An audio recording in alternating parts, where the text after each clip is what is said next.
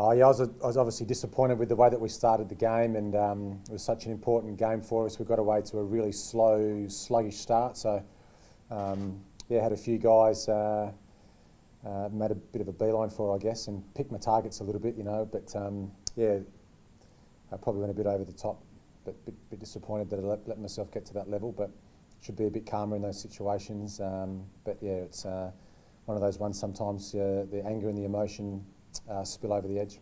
You had a lift though from them. So yeah, I mean, the boys were really, as I approached the group anyway, they were really quite disappointed, and there was plenty of noise by the time I got there. But I think there were some people on level 3 at Etihad that could hear what I was saying. But yeah, but you're right, that's probably as animated that I've been with this group in the last 2 years. what did you say? If you read my lips, I'm just saying wake up, which was probably what we felt as a group. We just need a bit of a spark, you know, and so obviously pointed the finger at about 6 or 7 guys, but as a group we needed to be sharper than what we were at the start of that match. And I'll probably be on a few highlight reels as the coach's sprays, be remembered for the moment I lost my cool at Etihad. But yeah, we did settle back into the game really well, you know, second and third quarters a lot sharper. And then unfortunately that fade out in the fourth, which has become a bit of a habit, which is disappointing. So why disappointed in yourself? I mean, are you saying you won't do that again? Hopefully not. Hopefully we don't get to that point where we have to have coaches and staff losing their cool. But at the same time, it was short and sharp, and then it was back to business and strategy.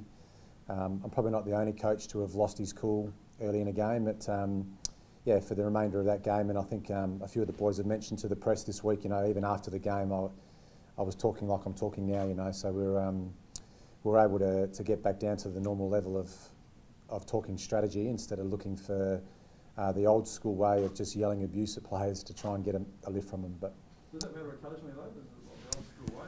oh no, I don't think so. No, I think there's a time and a place. You don't like to go to that well too many times, too often to look for a spark. But no, I mean our leaders were really good. You know, they were able to get the boys together and ensure that we got back to playing our way. And as I said, the second and third quarters were really good. Some of the best footy we played this year. But yeah, we probably don't want our staff or our coaches to be the ones that are instigating the spark that was required.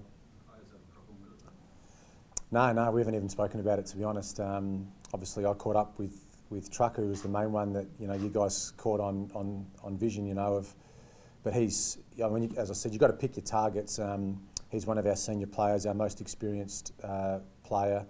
I wouldn't do it to a first gamer or a second gamer or one of our younger players, because you know that you would lose him for the rest of the match. But Truck was one that you knew you'd get a response from, and he was much better after quarter time. Is that because footy's changed? Like with the famous Ron Barassi, Brent Croswell one, of course. Yeah, that's right. Yeah, footy has changed. I mean, and if you ask some of the Geelong boys, we used to get sprays like that during training, you know, from Mark Thompson.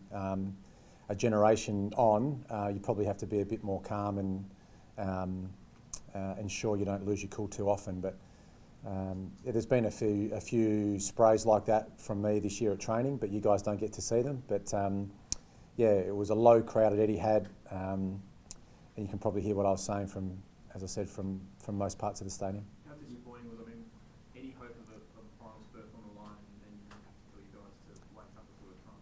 Yeah, that was the thing. That's why I lost my cool, you know. It just felt like we needed to start this game really well. We had to get on the front foot. We had a really good game plan in place, you know, and we just couldn't defend in that first quarter, you know. We just let too many easy goals through, and to allow them to kick 7 goals in the first quarter. And in the end, they kicked 131 points from only 47 inside 50s. You know, our defence really let us down. Not our defenders, our defence. So that's, you know, forwards, midfielders and defenders playing defence. And that was the thing that upset us the most. And we're going to have to live with it now. You know, we've only got 2 games to go, 8 quarters of footy. We've got to ensure that we finish this season as hard as we possibly can. Brenton, what do you do from between now and start of next season to get better? Well, it starts with a long, hard summer, to be honest, and it's as simple as allowing our boys to have a break, which they're entitled to, but they understand that when they come back, it's going to be hit the ground running. So It'll be a hard pre-season like every club, but we've probably identified a couple of areas that we need to get better at. That's in sort of fitness-wise and in strategy and the way that we play. So, like most sides that don't make the finals, we'll be watching those 4 weeks really intently, just to ensure that the way that the top 8 are playing is that we're not falling behind. You know, we've got to make sure we get back on the front foot over the summer and play the style that gets you in the finals. You say fitness-wise, but after the game you said there was not a fitness issue. No, I don't think there's a fitness issue. I think that's the second time this year we've been in front at 3/4 time and lost. There's been 3 times this year where we've been behind at 3/4 time and come on in the last quarter and won. The game when West Coast beat us when we're 13 points up with 2 minutes to go, that wasn't a fitness issue. That was execution. You know, that was not playing the way that we're meant to be playing late in games. I think we do need to be fitter though. I don't think we can just cruise through a summer and just rock up round 1 next year expecting us to be in the top 2 or 3 sides fitness-wise. It's going to be a hard summer, and I'm sure our players are going to eat it up, and they're going to be ready for what's in store for them. How many list changes do you envisage, and how will the off-season unfold from that point of view? Yeah, we'll start talking about that now really seriously. I can't put a number on it right now. Depends a bit on the trade period, and sometimes for a trade to be effective, both teams have to feel like they've won from the deal. So sometimes we feel like we've got a really good trade in place, but the other side won't pull the trigger on it, they won't accept it, or the player won't accept it.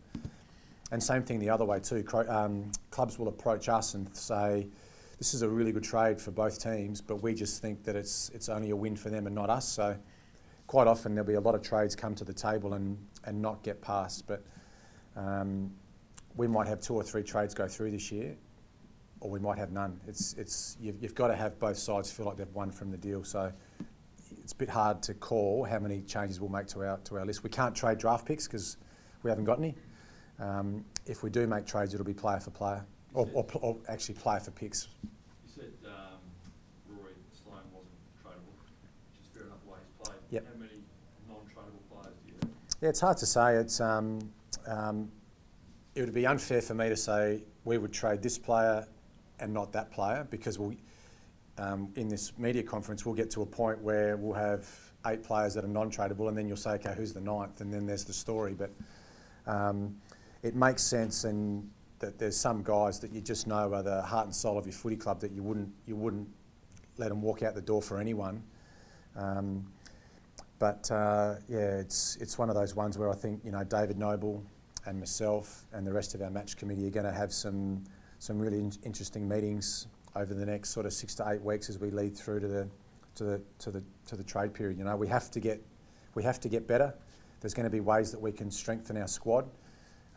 That's going to be through trading, that's going to be through free agency, and that's going to be looking for opportunities to move up in the draft. And I guess time will tell what eventually happens for us, but it'll be nice to keep making our squad better. Do you expect there will be Scott Thompson having an early end this season? I don't think so. I mean, he's played a lot of footy for us, Scotty, and I thought Danger summed it up really well on the couch the other night when he said he's working really hard, he's pushing himself in games, he's not getting the reward, it seems, this season. I mean, he's still going to finish in the top 10 in our best and fairest. It's not like he's had a really bad season. He's coming off 2 absolute belters where he's been averaging high possessions and getting tagged, and he was All-Australian last season. He's 30 years old now. He's played a lot of footy in the last 6 or 7 or 8 years. He hasn't been in his best this season. He'll certainly acknowledge that. But I think we need him this last couple of weeks, to really finish the year off strong. Are a handful of players, obviously can't make the finals, are a handful of players playing for their careers in the next 2 weeks, or is that already been decided in your mind? To be brutally honest, yes. I mean, it's that time of the season and across all clubs where if you're playing and you're out of contract, you've got to play well. It's as simple as that, and that's the nature of this industry. It can be brutal at times, and that's just the way it is. Are you looking forward to taking on Neil Craig? I haven't really thought about it, to be honest. We're looking forward to playing the last game here at Amy Stadium, and we showed some players that vision, that 7 minutes of the highlights of Amy Stadium. I mean, this is an emotional game for our fans. This is where our club was born. There's been 23 great years of memories here, and we showed the boys some footage today of the first game, you know, against Hawthorn, which the initial squad won by 86 points, and we've seen Modra, McLeod, Ben Hart, Sean Wren. We've seen some great memories that this footy club's had here at this stadium, you know, and we're expecting a really big crowd.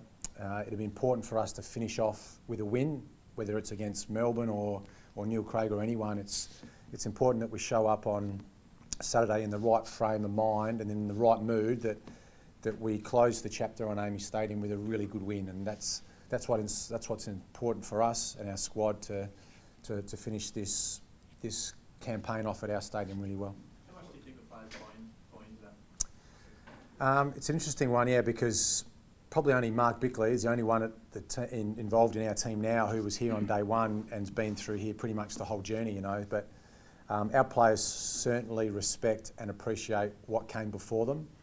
And even when you see players in their jumpers now with the numbers and who sort of started the journey, so, you know, Brad Crouch, it was Andrew Jarman, or Matty Wright, you know, it was Dowdy and it was McGuinness, and you know, Matty Yench started with Chris McDermott, the inaugural captain, you know. So there's almost the handover of the jumper and the romance that goes with that, and we're seeing some fantastic highlights this morning of Mark Rasciuto bursting through packs. And then in the next edit is Patrick Dangerfield bursting through a pack and scoring a goal. So it's important, as I said, with 23 years, it's only a short history, but there's some fantastic memories at this stadium, and I hope we get a big crowd. I hope they make a lot of noise. More importantly, I hope that we get the win and send this stadium and this first chapter of this club's great history off the right way. So I know Kurt Tippett's not popular here now, but what do you see when you see him dominating for the Swans right now? Yeah, it's hard. I know. I did see that graphic too, where since he's been back, he's leading the Coleman since he's been back. You know, he's scoring goals. He'd be really handy for us now. I've said it a few times this year, though. You know, that ship sailed.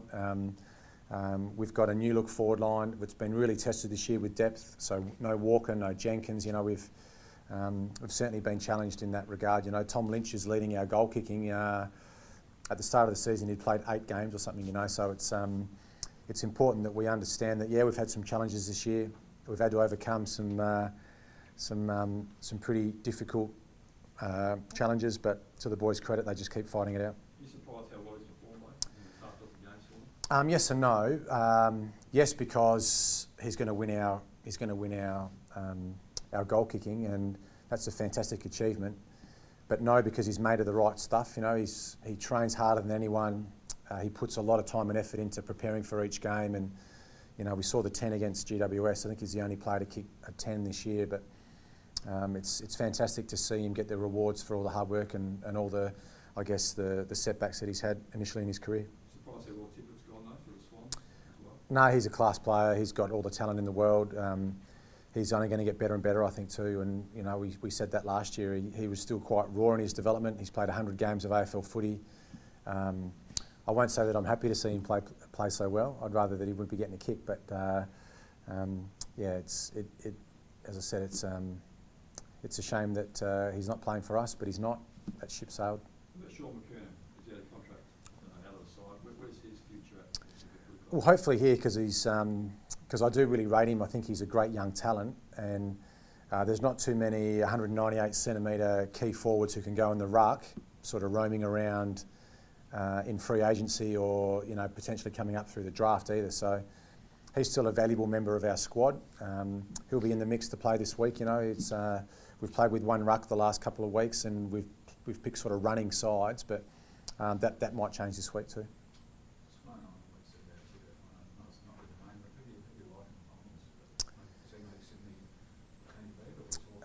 Oh, yes and no. I think it might be one of those years. It seems like this year's been a really strange season.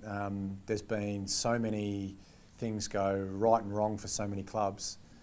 It might just be the year that a side wins from outside the top 4. I mean, who knows? Those sides that are not in the sides that are 6, 7, 8, even, you know, Collingwood, who are 5th, you know, their best is very, very good. We've seen Essendon this year, even with all the drama they've had, their best is very, very good. and Richmond. You know, Richmond are one of the best sides we've played this year. That game at the MCG, they were just ruthless, you know, so it might just be one of those seasons where something strange happens in the finals. And Port, of course, too. Port are also in the 8. I mean, that'd be a romantic story if, from where they finished last year, if they went to win the flag from 8, that'd be huge as well. You'd love that, no doubt. No comment.